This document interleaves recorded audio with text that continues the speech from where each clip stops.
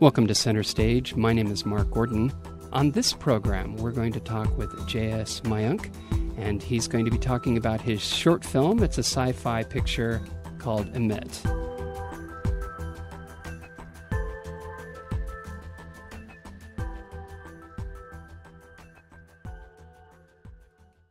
Good evening, JS, and welcome Center Stage. Thank you again for inviting me and for demonstrating where to put the mic. Yeah, you kind of have to be careful the way that sounds. Sure. Sometimes when you're angry, boy, I'm going to show you where to put that mic, fella. But so the name of the film is EMIT. Yes. And is there any significance to the title? It's just time backwards. Ah, yes. I like that. See, you filmmakers are very clever. Thank you. I guess I could have figured that out. That would be good for the puzzle guy. Right. On absolutely. NPR, you know, that puzzle guy? Yes, I can absolutely. never figure out any of those puzzles. Yeah, they're very clever. I think there's like a mindset for puzzle people, isn't there? Yeah, absolutely. I'm missing that gene. I've got the recessive puzzle-solving gene. I love puzzles. I love crosswords, Sudoku, and all those things. But really, EMIT, technically, the way we show it in the film is literally a mirror image. So the E is turned the other way around because we're just showing them it's a world where time flows backwards. So it's really, but we can't quite pronounce the E backwards, so we just call it EMIT for the time being. What was the inspiration for your film? I thought about this concept about, I would have to say 5 or 6 years ago, where I swore I was just looking at my clock, and to me the second hand went the other way, and it just, in that moment, everything crystallized for me, and I came up with this entire world and this mythology, and basically I think what was important to me in telling this story, and first I wrote it as a short because I wanted to see where it was going and what the theme of the film was. But if you think about it, in a world where time flows backwards, it's a pretty bleak world because there's no choice. Everything is predetermined for you. This guy is meeting his wife who is predetermined. He wakes up and he knows he is married to her. And when she meets him for the first time, he says, "Hi, I'm Graydon Walford. I'm your husband." So she has no choice. Her family, her life is determined. It's chosen for them. And what I would hope is, if we can pull it off in the film, is people look at that and then take away from it, look, our life isn't that bad. If tomorrow I want to change my career, if I want to be in a better relationship, if I want to take more control, I can do that. Time flows forward. I can change everything in my life. So that was basically us looking into our world in a skewed kind of... basically, right now, the short is almost like a Twilight Zone episode, and it really gives you that mirror to look into and look at your own lives and try to reevaluate or evaluate your own choices and what you're doing. Do you think that having that need for control, do you think that causes a lot of problem for people? I think that's certainly part of it. I think a lot of it is wanting to do things exactly their way with their preconceived notions and bringing a lot of what they want exactly when they want it and precisely where they want it. And in this world, people are happy-go-lucky till a certain point. I mean, nobody is crumbling, but I showed two sides of the coin in my film, where it's about this old man who's absolutely overjoyed. It's the best day in his life. He's greeting his wife, whose body is being exhumed from the graveyard, and then it's taken to the morgue and eventually brought to the hospital. But meanwhile, he's also talking to his son, his middle-aged son, and his 7-year-old granddaughter, and he's thinking, oh, you only have 7 more years to live, and that little girl is just devastated. And for the father to think about that, oh my God, I only have 7 more years left with this little girl of mine. And to kind of find that duality between, it's a great day for this middle-aged man who's my protagonist. He's played by actor Jack Coleman, whom you might know from Heroes and The Office and Vampire Diaries. But he is a character who's kind of trapped in two worlds. One, he's very happy because he's greeting his mother. And on the other hand, it just dawns on him that he only has 7 years left with his daughter. So it's a very interesting world there. How would it be for you? I mean, would you like to know? Would you like to know exactly what your future held? In the film Big Fish, there's a scene where these kids, there's rumored that there's this woman that can see their future and can tell you when you die. The witch. Yeah, right. the witch. So they go, and everybody's freaked out except for one kid. Right. And the minute because he wants to know, because then the rest of your life is terrific because you know that you'll survive everything else. So would you want to know that? And do you think that's liberating, or is that imprisoning? To me, I think it would be liberating personally. I would like to know, because then that's one big thing, off your mind. You're not going to be constantly looking over your shoulder like, oh, is a bus going to hit me? Is a piano going to drop on me? If I know I'm going to be 74 and I'm going to die in my sleep, well, that's terrific. Great. Okay, now let's live our life and do, all the things that we really want to do. I think it's a interesting way of looking at that, and I would definitely be more aligned with that. You talked about control, and in some ways your life making a film is that being in control, and there are times that you're not going to get what you want. Right.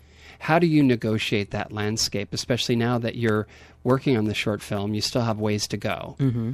How do you deal with that sense of uncertainty and that sense of not getting exactly what you want?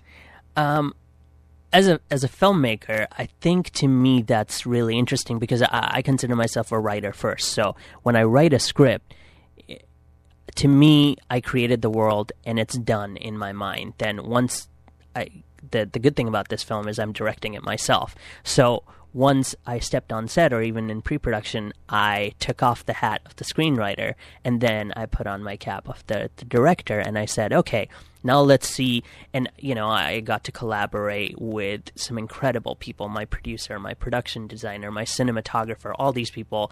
And what all the things that they brought to me, I would have an idea and they would take it and run with it. And a lot of times what they came up with was far better and superior than what I had imagined. So I'm not one of those super control freak directors where I have to micromanage everything. I like to give people a direction. I'm really big into giving people words. One word for describing the feel or the tone or the look, and then see what they come back with. And I found that was a very collaborative experience. And to me, it was really fun. The journey was fun on thinking my characters a certain way and talking to the actors, directing the 7-year-old kid that we found. She was a spectacular actress, but the things I learned in doing that and trying to talk to her about life and death, and in some ways her having an absolutely brilliant understanding of it, in me trying to be this person like, oh, I want to tiptoe on it, I don't know, should I talk to the parents first, or how much should I say, and then starting to talk to her, and her just crystallizing it in 2 words where I'm just like, wow, she understands it almost better than almost everybody else on our crew. So those things were what made it fun for me. And I understand as a director, at every step you do want control. So I like to think of it as a big umbrella. Like I have a big direction, the ballpark of where it needs to be, and then letting people play and grow and do the best that they can do. What does it mean for you to be in this space, to be a filmmaker? Where does it resonate with you? I think films just do something magical to you, where they take you to a different place, and especially doing something in the science fiction realm where you're trying to create something that people aren't familiar with, a notion or a world or an idea that they can't quite visualize. I think it's really it's such a great experience, and movies can do that and immerse you in something. The suspension of disbelief that movies bring, I think, I've personally found myself, I'm a huge, I love reading, I love going to plays, to theater, I love music, but I think movies have that experience where they can almost capture all of it and the best parts of them when done well. I mean, we've all seen terrible movies as well where they butcher those aspects. However, what I aspire to, and I think most filmmakers aspire to, is bringing that one experience that somebody watches and just goes, wow, that spoke to me, and that's the hope. What was the film that spoke to you? I have two films. There was one that I saw when I was in India, because I was born in England and brought up in India, and it was The Matrix. I saw that movie and I walked out and I said, this is what I have to do for the rest of my life. I don't know how. I don't know if that's ever going to happen. I had no idea, being a 12-year-old in New Delhi, on how I would ever get any place, it wasn't just making movies. I want to make Hollywood movies. I want to make, these worlds. And then the second movie that's really spoken to me in terms of being a filmmaker and finding my voice, I think, is another sci-fi film, Eternal Sunshine of the Spotless Mind, which is just my absolute favorite all-time movie. I think there's something so beautiful about the characters, the relationships, the world, everything in that film. To me, what the filmmakers did in every aspect is flawless. And I love that was a science fiction film where the sci-fi was just incidental. And I think that's at the core. I would describe my sci-fi film as well.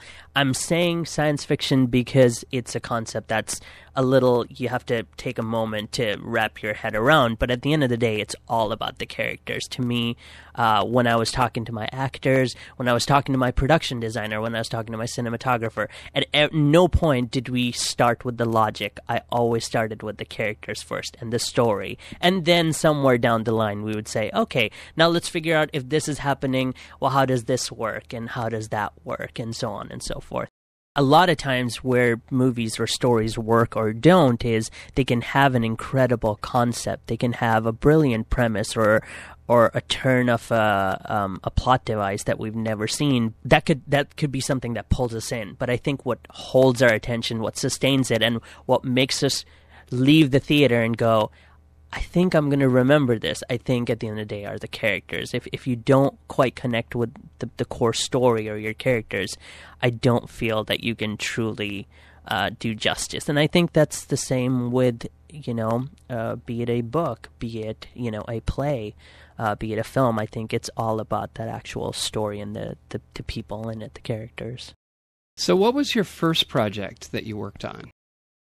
The first project that I ever did was, I was still in film school. I went to Loyola Marymount University for the production program.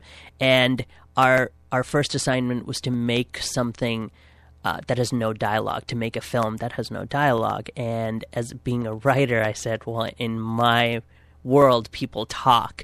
And I felt that a lot of the things that we were doing, they felt put on, where people would talk in a situation I couldn't find my way around. So I asked them if I could do a concept video or a music video, something more with images and poetics, and they said, yeah, that's fine as long as you can do it legitimately.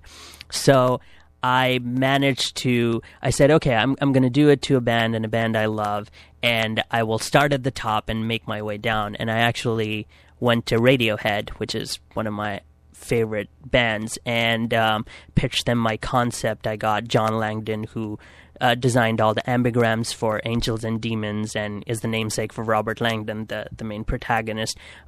He designed an ambigram for me, and basically Radiohead said, yes, go ahead and make it. This was for their album In Rainbows, which they'd released free on the internet, and I contacted their label, pitched them my story, and they liked it, and they said, go ahead, make something. So that was my initial breaking in, and that was the first time, and I just absolutely fell in love with the medium, because when I first started doing that, I wasn't quite sure what I wanted to be a director.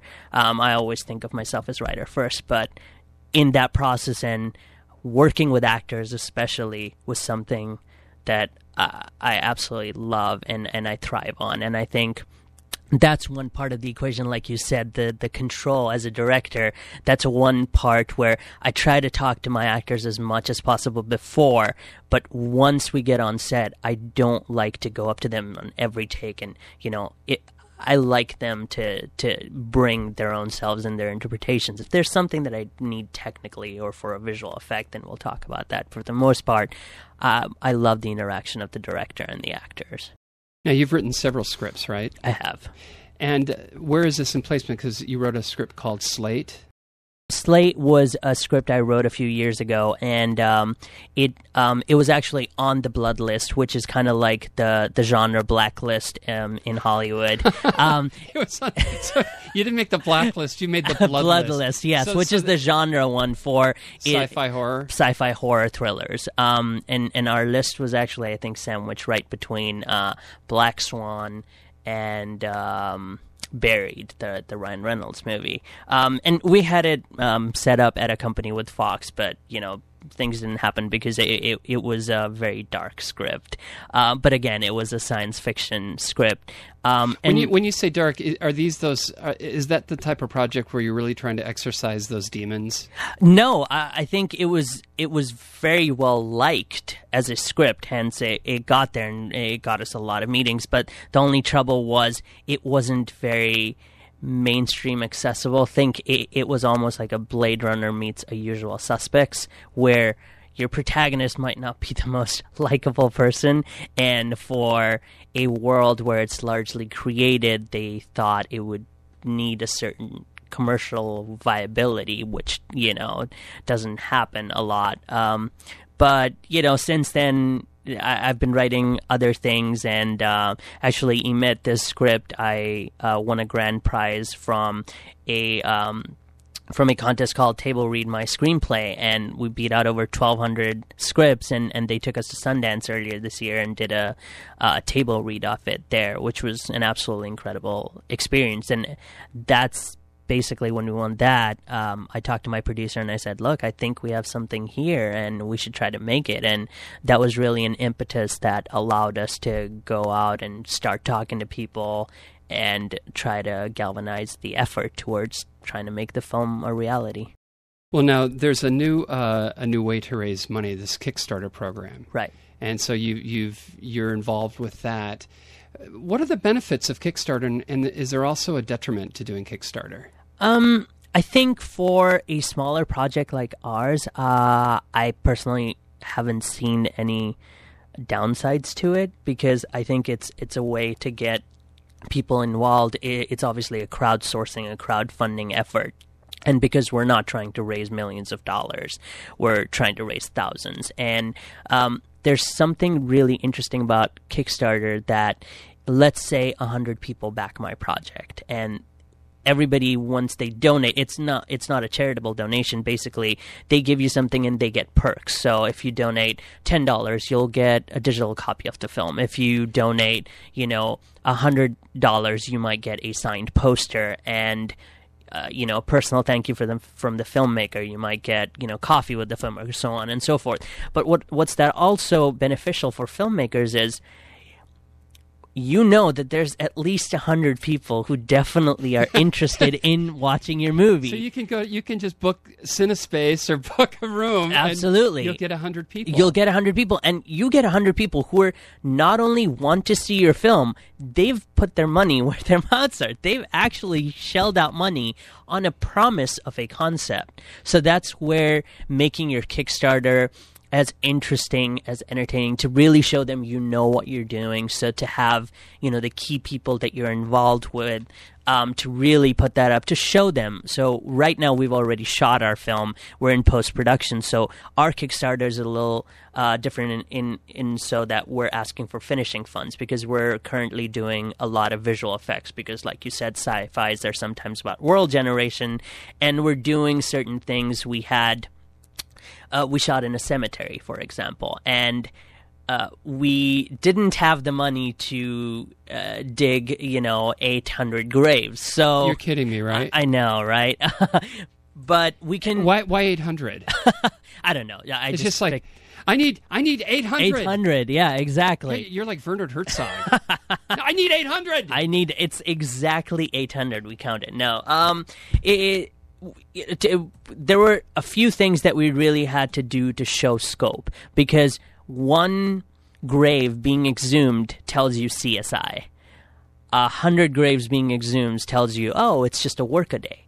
So there were a few things that we really had to do to enhance and show things, and it was I think we used the visual effects not as a mere cheat or just a storytelling tool. We're using it to enhance the storytelling experience, and the people I'm working with are absolute geniuses, and they're terrific in their own right. They're working on some really big Hollywood projects right now, and they're doing this, in their spare time, and I'm really gracious for their help. However, we still need a little bit of money for some of those things. And if you go to, what's the website? Because I looked at it earlier, and you actually have stills, the before and after of the stills, how you're using digital enhancement. Yes. It's really interesting, and you can also see a teaser for the film as well. Yes. What's the website? It's called Kickstarter.com, and if you just type in their search, you type in EMIT, EMIT, and just say finishing funds, you should be able to find our project on there. So when you do Kickstarter, do you have to give money to the Kickstarter itself? Yes, I believe if you meet your target, and that's another thing with Kickstarter. Let's say you set a target of $1,000. If you don't come up to $1,000, all that money, it doesn't actually get charged to those people. So the money only gets taken out if you meet your goal. And what if you exceed the goal? Do you get to keep whatever's over. But Kickstarter takes, I believe, 5% off your total. They take the VIG. the vigorish.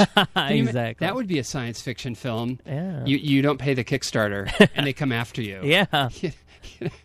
I think they did that with the Repo Men, where it was you get those transplants, and you're just renting them. Yeah, I was thinking of that. They put those. They barcode your organs. Exactly. And if you can't pay, if you miss a payment, the Repo Men will come and pull out your liver. And they find you anywhere. They do, because the good thing is they have the chip implanted in you. They got the GPS. And I thought that was an interesting film. It just jumps the shark. It does. It goes way over the top. Yeah. Towards the end. But the premise is very fascinating. Absolutely. I thought the premise was brilliant. But again, I think it was that thing where taking a really good concept and maybe not quite fully realizing the characters and the story. But what about Logan's Run?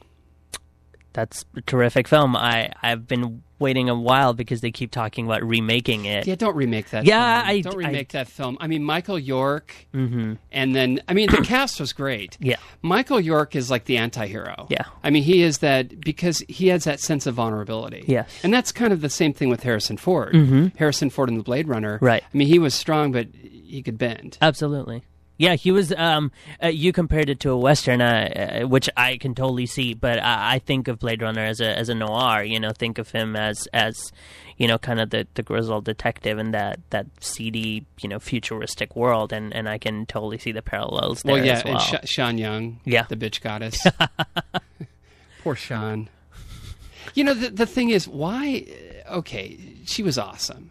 Right. But not doing the reality thing. I don't understand. You can go on YouTube and see a bunch of her movies where she's calling to forgive people or to tell them she's sorry. Oh, wow. But it's just tragedy. That is. Yeah, I'm not a huge fan of reality television. No, I don't. Well, I like the whole Survivor thing. I haven't seen much of it, but actually, as a writer, I can see that. Right. I mean, but most reality television is now scripted, isn't it? That's what I hear, that the people are told about it. But I mean, I'm still old-fashioned that way, where I want the content to be, thought of beforehand and really. I mean, it should be interesting, and I don't particularly find a lot of reality television interesting. When do you think you'll have the film ready to go?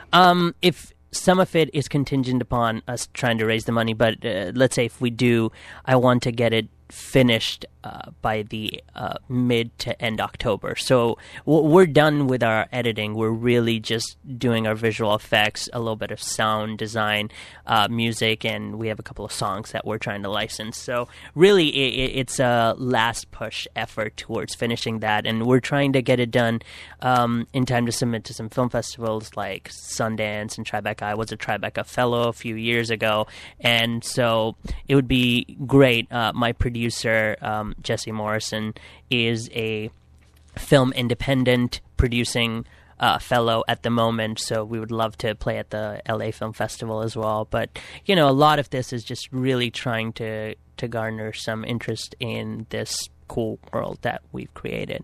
So is it the idea you do the short film and then eventually would it become a full-length feature? That's definitely a hope. I mean, I didn't write the short with the feature in mind. I have certain ideas, but I would love that. Or I have several other ideas. It's basically, I think with a lot of directors when they're doing shorts is to show people, look, with this much resources, money, and time, this is what we did. We can tell a good story, well told, well acted, looks great, has visual effects. I can, I know where to put the camera. We know certain things.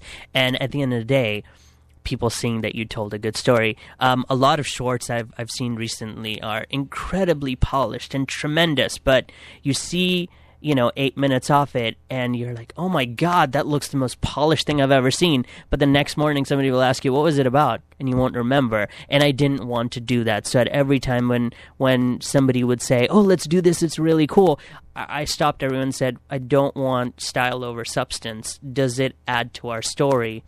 And if it doesn't, then maybe we shouldn't really indulge in those things. So my focus was always story, characters, performances first.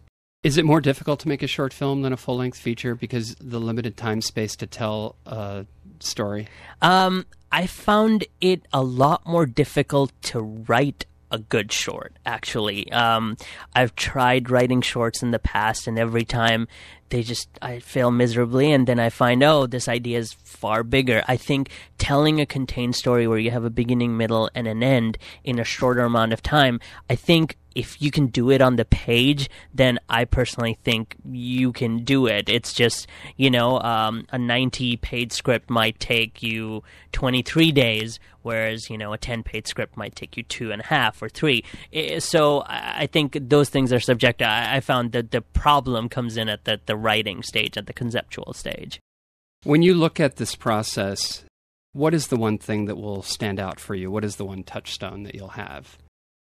One of the things that because I've directed, 2 or 3 things, and working with Jack Coleman, I think that was one of the things where I love working with actors, but working with an actor, he was just so incredible and terrific and professional, and how everybody else kind of raised their game to come up to that level. And in each take, he would do little things that I found nuances, and a lot of times I maybe gleaned over them when we were shooting, but I got into the editing room and I just noticed all these little subtle things.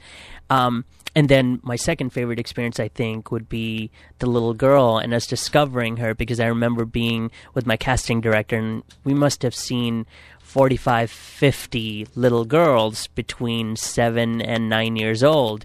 And to find this one girl who was just precious and wise beyond her years, I think directing the actors and them trusting me enough to give me those performances, I think those will be the things that I'll really treasure, and I think I've learned a ton from. What will you take to the next project? I think a whole sense of scope, because I hadn't quite worked on these, my films before. They've all had a certain amount of visual effects and scope, but not quite this much, where like I said, we were shooting in a cemetery, and we started setting up our shot at 2:00 in the afternoon, and we didn't roll till 10:00 because we had to light up an entire cemetery. We had to bring tractors and move them around. We had to have multiple people in different positions. So I think creating a world, and that's something I think I've learned a lot working with my cinematographer, visual effects guys, and production designer, and my producer just being there every step of the way and saying, what do you need? I'll make it happen. Jesse and Alex, my other producers, they were just there at every step. And I loved the sense of team that I built and had, because at every step I knew I had their trust. So when I would say something, they would say, you give us the word and we'll make it happen. And I think that was something really close to my heart. What advice would you give someone that wants to helm a short film or a feature? It's really important to know your story. Have your story really well placed. And then once you have that, if it's on the page, then I think the second most important thing is passion. If you're really passionate about telling a story, if you're really passionate about directing a film, be it be two people talking in a cafe, or it's an elaborate sci-fi saga with aliens and spaceships, I think if you're really passionate and you have a good story to tell, don't take no for an answer. Go out, and if you really ask with good intentions and people see your passion, they'll come to you. And I've personally found in my experience, if you don't ask, then the answer is already no. So there's no harm in asking people for help. Why are people afraid to ask questions or ask for things they need? I don't know, but this is something that I've found from very early time. When I was doing my first project, I said, who is my favorite band in the world? Radiohead. Okay, let's ask them. Odds of me getting to them were minuscule, but I asked, and they actually said yes. While I was still in school, I did this thing called the Grad Society, where we brought in guests to talk to us, but not in a formal setting. We used to call guests and just say, look, it's 8 to 10 graduate students. We'll buy you coffee and a muffin, and just please come talk to us. Nobody's going to ask you for a job. Nobody will pass you a reel. Just please come talk to us. And we brought in a lot of really big directors and producers. We brought in Paula Wagner. We brought in your namesake producer, Mark Gordon. We brought in the writer of Big Fish. We brought in John August, Derek Haas, all these big people. And a lot of times people would say, how did you get to them, Mayank? And I would say, I called their office and I asked. And, for every 10 calls I made, I think 3 or 4 every time said yes. So that was something. I think a lot of people get into their mind space a lot and try to psych themselves out and get into this, like, if I do this, then they might say this, then they might say this. And I don't play those games. I just say, do I have all the information that I need? I don't want to call somebody and then sound like a blabbering idiot and not know what I'm talking about. I'd like to be prepared, do my research, know who they are. So you call it with, you have intention. Exactly. And is that something is that a tool that you use, intention, like when you're making a film, when you're writing a film, when you're on set, when you're at a meeting, you go in with an intention? I do. I think so. Yes. Is that something that is conscious for you? I mean, do you sit, or is it just something that like you're smiling right now, like you had that thought where you just had that sense of intention? Yeah. What was that experience? I think I had the good fortune of learning early on, because as a child I was very shy. I was one of those people where for the longest time in school my teachers thought I was mute because I didn't speak, and they would say, oh, this child doesn't speak, and then I just didn't. I was a very shy, soft-spoken child, and I interned right out of high school with a not-for-profit agency where we were working with United Nations, World Health Organization, and so on and so forth. They were making documentaries. And my boss was somebody who saw that I had a lot of potential, I think he saw, and he was one who just threw me in the deep end. And he would just say things like, you need to go and interview so-and-so person, or you just need to go cut this thing. And I had no idea half the terms he was using. I wouldn't understand. And he would say, go figure it out. And when you have that kind of pressure and you have a deadline, you just get over things and you ask people. And I think it was very early on that I understood that, you know, I had a pretty good work ethic and I was fairly smart. So I said, then what's the hang up? I don't understand. I'm well-spoken, I'm well-educated, I understand the things that I'm talking about, then what is holding me back? And a lot of times those are our fears or insecurities and things like that. But I just realized that, like I said, if you don't ask somebody a question, then the answer is already no, you've already lost. So what's the harm? If you ask them, they say no, you're no worse off than you were before. But odds are they might say yes, and then it's all terrific. So, also, too, when you talk, it seems like you focus on just being authentic and getting out of your own way, in a sense. And because sometimes I think either it's an actor or a singer or whatever it is, a sports figure. Sure. If you're just in that moment, in that zone, then you perform at a sense of excellence. But it's that moment you start analyzing what you're doing. Right. Then you stifle yourself. I think personally, and I wouldn't presume to speak about, you know, everybody and all artists, but I think being multicultural, I was born in England and brought up in India and Saudi Arabia and Europe and so on and so forth. So from a very young age, I saw a lot of different cultures, a lot of different people, and I learned to assimilate a lot quicker and try to understand how people deal. But I think what was so interesting was I learned that people aren't that different. They're actually very similar. You know, their languages might be different, their clothing might be different, their foods might be different, their traditions might be different, but at the core, people are people. And a lot of times when we're speaking about intention, I think if you're a good person, that's another thing I would say, that if you're approaching somebody as a filmmaker, be a decent human being. You know, don't go in... we spoke about intention. I like going in with an intention, not an agenda.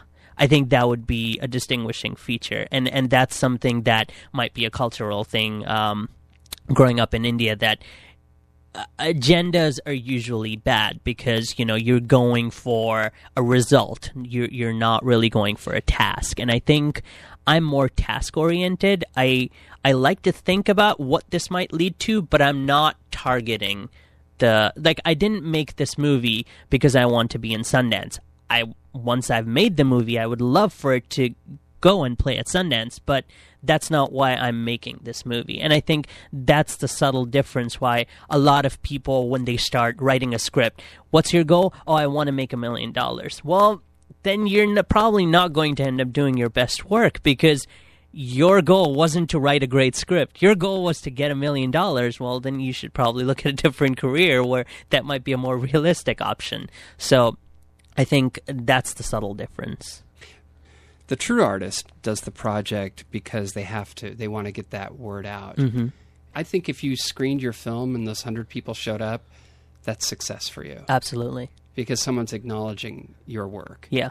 In fact, I would go one step further. Out of those, you know, let's say it's not even 100, if one person saw the movie and said, this really spoke to me, then all that time, effort, it was all worth it. Because we make movies not for ourselves. We make movies for others to enjoy, to take, you know, from what they are. And I think that's the great thing about filmmaking, is you start making a film, but once you put it out there, it takes a life of its own. You know, there are some movies that were supposedly very serious, but they become cult classics because of the inadvertent, you know, experiences. But, you know, who's to say that, you know, the filmmaker did something correctly or incorrectly?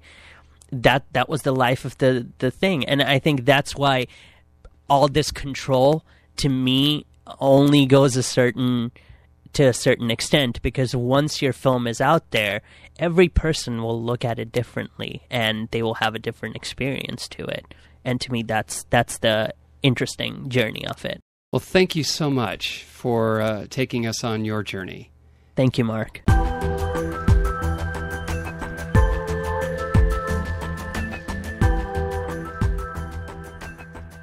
Just a reminder, you can hear Center Stage live every Tuesday night at 7 p.m. Pacific Standard Time on KXLU Los Angeles, 88.9 FM. We're also streaming live on the internet at kxlu.com. Until next time, this is Mark Gordon, and I'll see you Center Stage.